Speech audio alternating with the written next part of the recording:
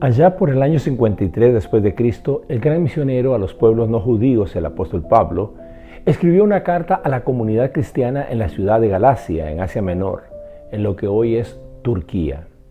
La iglesia estaba pasando por una crisis. Una parte de la congregación estaba abrazando la idea de que la vida cristiana debía gobernarse de acuerdo a la ley de Moisés, mientras que Pablo lideraba el pensamiento de que la vida de un cristiano debe ser dirigida por el Espíritu Santo.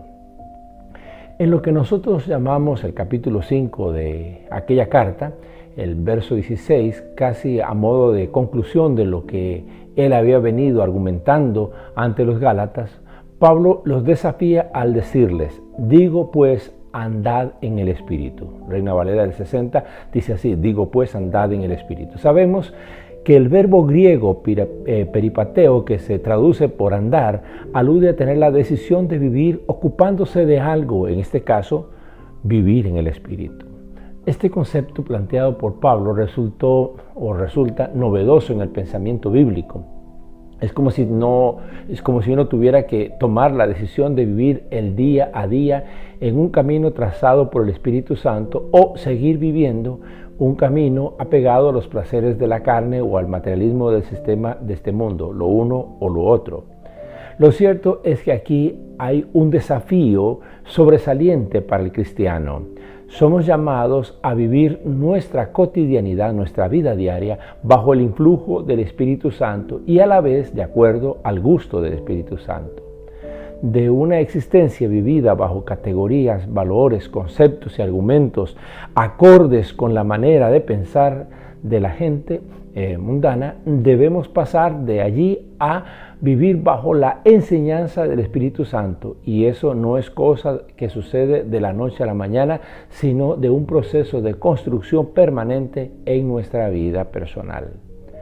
Pablo aborda en los versículos subsiguientes estas dos dimensiones, indicando que la vida se puede vivir bajo dos potencias. Por un lado, la naturaleza pecaminosa, conocida en el griego como sars, que hace que la persona viva inclinada a hacer el mal.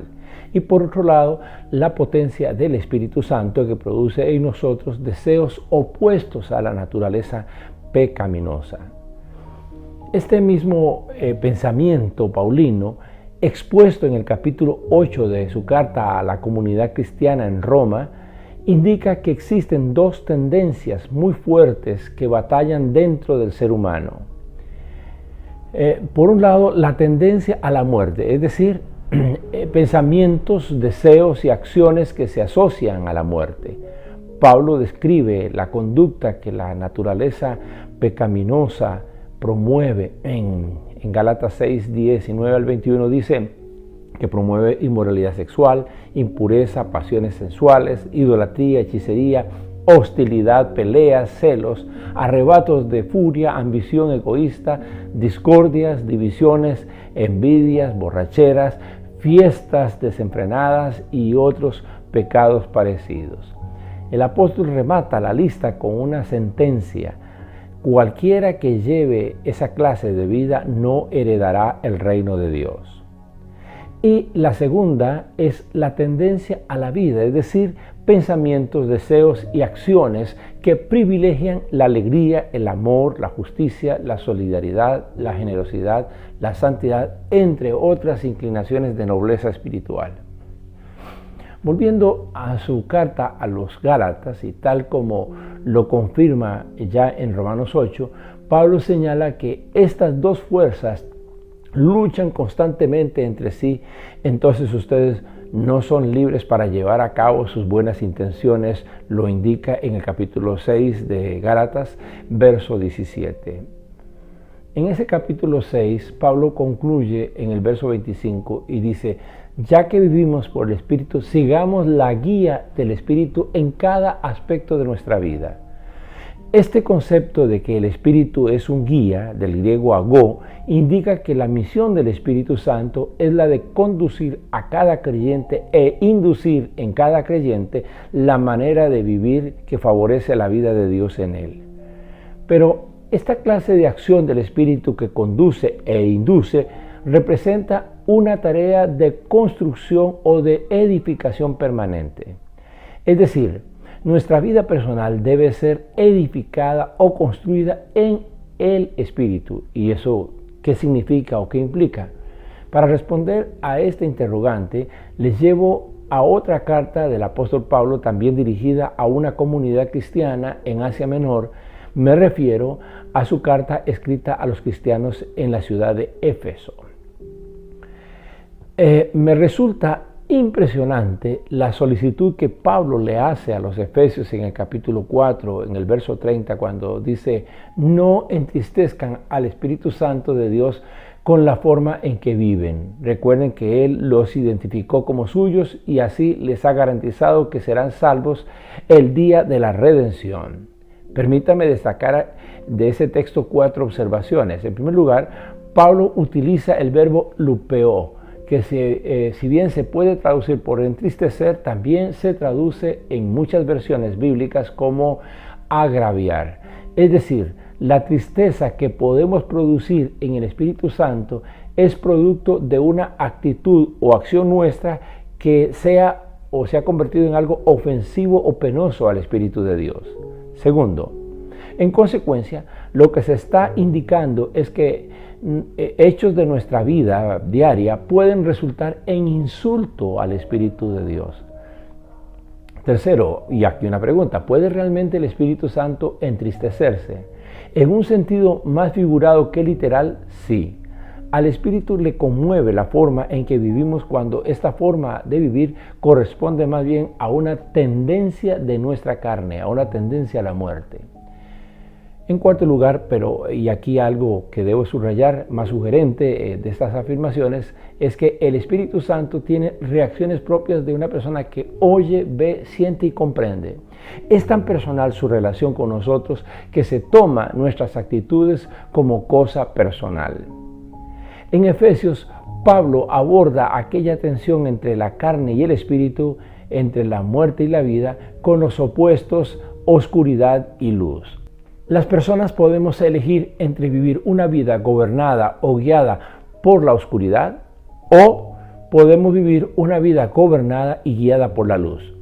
Lo que separa a la humanidad en dos grandes segmentos con este pensamiento es el hecho de que existen los hijos de la oscuridad y los hijos de la luz.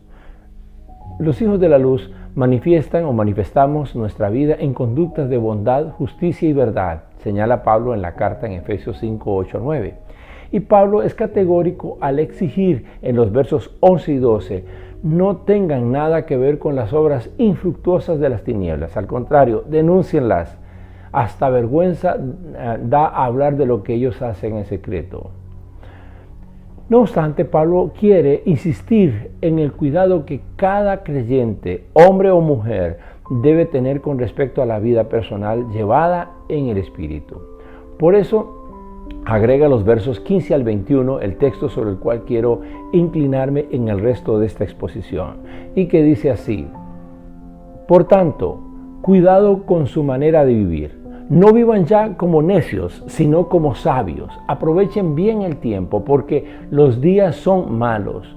No sean pues insensatos, procuren entender cuál es la voluntad del Señor.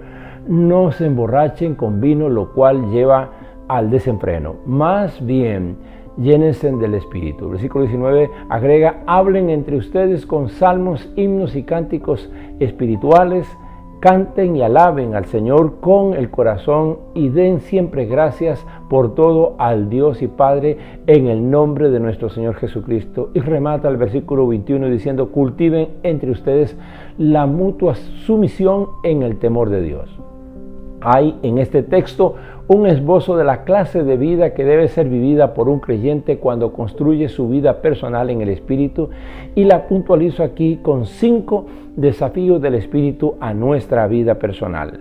El primero de ellos: edifica una vida personal llena del Espíritu. El énfasis está en lleno. Les remito al verso 18: no se emborrachen con vino, lo cual lleva al desenfreno, más bien llénense del Espíritu. Impresionante. Asocia Pablo la llenura del Espíritu con la borrachera o embriaguez e indica que el síntoma más evidente de la embriaguez es la falta de control propio. El apóstol está apuntando no a una condición emotiva donde seamos incapaces de controlarnos como si eso representara la llenura del Espíritu Santo. Lo que Pablo indica es que el vino tiene la capacidad de controlar al hombre cuando se emborracha y no el hombre al vino. Es un asunto de quién tiene el control. Pablo apunta a que aspiremos a una vida controlada por el Espíritu Santo, que no produce desenfreno, sino que simplemente está plenamente bajo su dominio. El apóstol utiliza el término pleró para aludir el verbo llenar. Este término, este verbo, se asocia a la palabra en castellano de plenitud. Es un llamado a estar repleto del Espíritu. Es una experiencia de un imbuir en su presencia en nuestra vida, produciendo una satisfacción que nos dice que en Él estamos completos. Es una acción de completamiento interior. Es la experiencia de ver subir su presencia y gobierno en niveles cada vez más elevados hasta el grado de lo perfecto. Esta plenitud no ocurre a capricho del Espíritu Santo, sino como consecuencia de una acción intencionada de nuestra parte. Nosotros buscamos ser llenos y Él nos llena de sí mismo. No es la llenura de sensaciones, sentimientos, pensamientos, emociones que sentimos en contacto con el Espíritu. Se trata de ser llenos de Él, del Espíritu. No es que nos llenemos de lo que Él produce, como en el caso del vino que produce descontrol, sino llenos de Él mismo, llenos de su persona, llenos de lo que Él es. La llenura del Espíritu nos trae conocimiento de Dios. Por eso, más que afectar nuestra emotividad, la llenura del Espíritu Santo afecta nuestra mentalidad. Es de suponer que ahora nos estemos preguntando algo como ¿qué hago? ¿Cómo lo hago? ¿Y cómo sé que estoy avanzando hacia ese punto de llenura? Entonces, avancemos también al segundo desafío. Edifica una vida personal sabia. Observe que no estoy indicando que edifiquemos una vida personal dominada por determinadas emociones. Claro que la vida en el Espíritu es emocionante, pero ya lo he anticipado. La llenura del Espíritu impacta nuestra mente, es decir, el centro de nuestros pensamientos, sentimientos, intenciones, imaginaciones y proyectos. Eso es impactado por el Espíritu Santo cuando somos llenos de Él. Observemos bien el verso 15, cómo es que inicia esta exhortación o llamado paulino. Dice, así que tengan cuidado de su manera de vivir, no vivan como necios, sino como sabios. La vida que edificamos en el Espíritu es una vida sabia, una vida impregnada de sabiduría o de conocimiento que nos hace prudentes, juiciosos, equilibrados, que nos permite discernir y decidir bien. Un creyente debe tener cuidado de cómo vive. Para profundizar en esta afirmación, consideremos que aquí también hay dos opuestos, como carne, espíritu, muerte, vida, oscuridad y luz. Aquí se habla de necio y sabio. Se compara una manera de vivir con la otra. La manera de vivir necia se caracteriza por actuar sin pensar. Es una vida sin reflexión madura, es una vida llevada tontamente, sin ton ni son, diríamos nosotros. Por el versículo 17 podemos comprender que la vida necia es la que viven las personas sin averiguar qué es lo que Dios quiere que hagan. Vivir sin pensar, actuar sin reflexionar, reaccionar sin meditar de previo. La vida sabia, en cambio, es una vida concentrada en entender lo que el Señor quiere que hagamos. Es vivir con pensamientos sanos y apegados a la voluntad de Dios de manera clara y consistente. No es que hoy sí, mañana no, siempre. La vida sabia es aquella que se vive con la comprensión y la obediencia de la voluntad de Dios. Si hay una carta en la que Pablo describiera la conducta de las personas necias, es esta de Efesios. Observemos, en el capítulo 4, Pablo los describe a las personas necias como personas con ideas tontas. La ignorancia espiritual y la terquedad, además de la carencia de vergüenza moral, lleva a estas personas a ser indecentes e ignorantes, dice Pablo. Y en el capítulo 5, Pablo asocia la existencia vivida neciamente con conductas como el gusto por hablar de pecados sexuales o involucrarse en relaciones sexuales prohibidas, las ambiciones exageradas por nunca estar satisfechos con lo mucho que ya se tiene, y el uso de palabras obscenas y vulgares. Pablo insiste a los creyentes: no se dejen engañar con ideas tontas. Versículo 6 del capítulo 5. Las ideas tontas son esos conceptos, argumentos y patrones de pensamiento que nos hacen perder el control de nuestros actos de vida, que nos hacen perder el control de nosotros mismos. En contraste con esa manera de vivir necia está la vida llevada con conocimiento. El mayor conocimiento, insisto, consiste en entender la voluntad de Dios. La voluntad de Dios para cada escenario, momento o circunstancia de nuestra vida, y acatar esa voluntad, porque no solamente es entenderla, es también vivirla. En esa situación nos volvemos capaces de estar en control. Cuando nos enojamos, tomamos dominio de nuestras tristezas, somos capaces de abandonar las reacciones acompañadas de gritos e insultos, y más bien tenemos una tendencia a ser compasivos, a ser generosos, a perdonar. Es una vida inclinada a tratar de ser como Jesús, quien es nuestra medida a alcanzar en todas las cosas. Avancemos al tercer desafío acerca de la vida personal que debemos construir si es que vivimos en el Espíritu. Y me refiero a edifica una vida personal provechosa. Lo provechoso no se asocia aquí a intereses egoístas, no es que es provechoso para mí. Se trata de aprovechar las oportunidades para hacer el bien a otros. Pablo afirma en Efesios 5:16, aprovechen bien el tiempo porque los días son malos. Una mejor traducción de ese texto sería, aprovechen bien las oportunidades que tengan para hacer el bien en medio de tiempos malos. Sacar el mejor provecho de las oportunidades que Dios nos pone a diario para hacer lo bueno que otros necesitan, eso es vida en el Espíritu. En pocas palabras, la vida en el Espíritu es una vida provechosa para otros y no solo para uno mismo. A diario topamos con momentos, circunstancias, situaciones que son oportunas para inclinarnos a hacer el bien, y no debemos cansarnos de hacerlo, porque esa es una evidencia de la vida personal conducida e inducida por el Espíritu de Dios. No estamos aquí enfocados a cuánto provecho personal sacamos de las cosas que hacemos. Estamos enfocando la importancia de cuán provechosa puede ser nuestra vida para otras personas. En tiempos donde el mal y lo malo es lo que nos aleja a unos de otros, el cristiano lleno del Espíritu busca toda ocasión posible para que lo haga, sea lo que haga, le sea provechoso al bienestar de otras personas más allá de los lazos familiares. Todas sus cosas están al servicio de los demás. Edifica una vida de alabanza y gratitud a Dios. Este es el cuarto desafío que debemos hacer a la luz de Efesios 5, 19 al 20. Ahora nos introducimos al ámbito de la adoración o de la liturgia. La vida en el Espíritu es una vida musicalizada por el Espíritu, que se traduce en salmodias, himnos y cánticos que brotan de nuestro interior y que representan nuestro interior.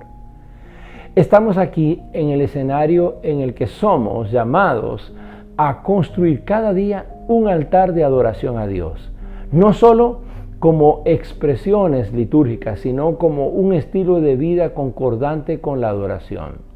La alabanza y la gratitud a Dios no son cosa ocasional o dominical.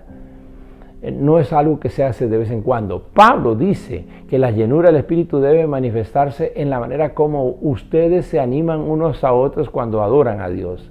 Hablen con salmos, hablen por medio de himnos y canciones espirituales, hablen y den gracias a Dios por todo. Es decir, en toda circunstancia, buena o mala, den gracias a Dios por todo. Edifica una vida personal sumisa. Este es El último desafío es quizás el menos apetecible dentro de las inclinaciones de nuestro carácter personal. ¿A quién le agrada vivir en sumisión a otros? La sumisión está asociada a sometimiento. Esto implica establecer relaciones de sujeción con otros. Tiene que ver con un sentido de pertenencia y de obediencia. Somos miembros del cuerpo de Cristo. No nos pertenecemos, sino que pertenecemos al cuerpo y nos debemos al cuerpo. Estamos unidos por ligamentos. Una vida sumisa a otros es una vida de servicio por respeto a Cristo. La sumisión conlleva un respeto que uno le debe al otro como una manera de rendir atención a Cristo. El cristiano que vive en el Espíritu no será un llanero solitario, no tiene una vida cristiana privada que le permita no congregarse, no tener compañerismo, no poner sus dones y capacidades al servicio de los demás miembros de la comunidad de la fe. La vida en el Espíritu jamás nos dará la chance para una vida cristiana virtual, para decirlo de alguna manera. Cuando el apóstol Pablo habla de construir relaciones de sumisión, utiliza el término griego upotazo. Este término significa la acción de estar subordinados a otro, de obedecer reflexivamente. Es decir, no se trata de una sumisión servilista, se trata de estar bajo obediencia de quienes nos dirigen. Eso no es posible si el Espíritu no es el que guía nuestra vida. Lograr una vida personal dispuesta a estar sujetos a otros no es cosa fácil, ni cosa que surge de lo espontáneo. Es cosa que se trabaja, que se construye. Uno va muriendo en su vanidad y soberbia. Entonces, va naciendo para esa capacidad de ser dóciles a la buena dirección espiritual de otras personas que nos llevan ventaja en la fe. Bien, dejemos nuestra reflexión a esta altura. Vamos entonces hoy a indicar que estamos subrayando algo que el Espíritu Santo quiere que aprendamos bien. Quiere que aprendamos a construir una vida personal conducida e inducida por el Espíritu de Dios. Alcanzarlos es estar llenos del Espíritu de Dios. Recordemos las palabras con que Pablo inicia esta porción bíblica. Tengan cuidado de su manera de vivir. Tengan cuidado de su manera de vivir. Así que tengamos cuidado. Amén. Muchas gracias.